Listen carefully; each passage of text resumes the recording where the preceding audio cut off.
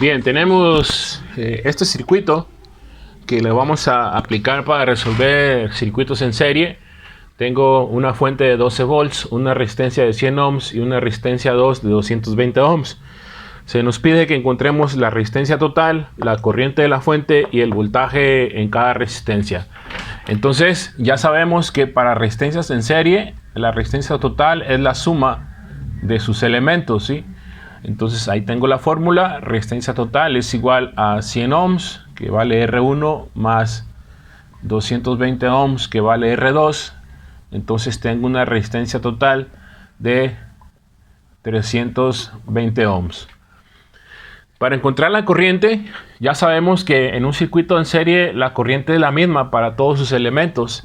Entonces, según la ley de Ohms, la corriente es igual al voltaje de la fuente entre la resistencia total. Entonces tengo 12 volts entre 320 ohms. Esto me da 37, ya convertido a prefijos de ingeniería, que no se nos olvide, 37.5 miliamperes. Entonces, como la corriente es la misma para los dos elementos, entonces puedo calcular lo que sería el voltaje en la resistencia 1, que sería la corriente de la fuente por la resistencia 1, aplicando las fórmulas.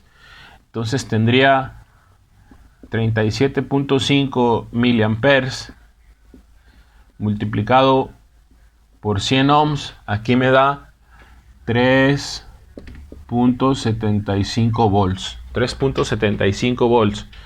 El voltaje en la resistencia 2, pues es la corriente de la fuente por la resistencia 2.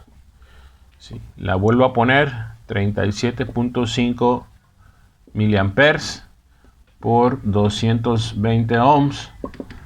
Aquí tengo 8.25 volts. Si quiero comprobar, pues esto me da 12 volts. Al final de cuentas, la suma de esto me da 12 volts. Pero existe lo que es la ley de voltajes de Kirchhoff, que me dice sumatoria total de voltajes en aumento es igual a sumatoria total de voltajes de caída, ¿sí? ¿Cuándo se consideran aumentos? Cuando, siguiendo el sentido convencional de la corriente, ¿sí?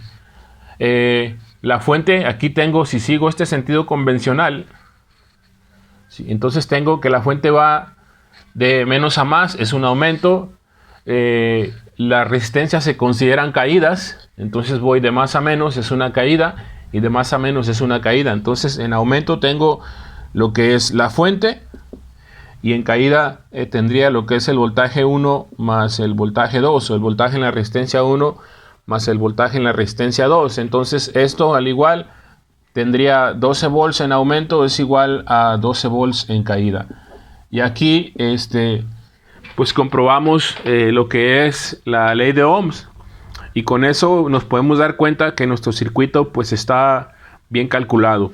Otra cosa muy importante también es que dibujemos al final el circuito equivalente que nos queda. Siempre es importante dibujarlo para acostumbrarnos cuando ya comencemos a realizar cálculos de circuitos mixtos, pues ir dibujando este circuito, porque es muy importante, porque este circuito nos ayuda o nos puede ir ayudando a encontrar voltajes en circuitos mixtos, ¿sí?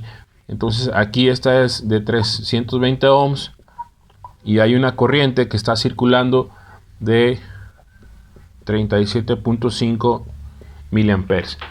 Entonces quizás para este tema pues no es muy importante a lo mejor dibujarlo, pero sí te recomiendo, cuando veamos circuitos mixtos te vas a dar cuenta que es importante que dibujemos el circuito equivalente que nos va quedando en cada una de las etapas para poder encontrar los valores que se nos pidan, ¿no? Entonces, pues este es cómo se soluciona un circuito en serie.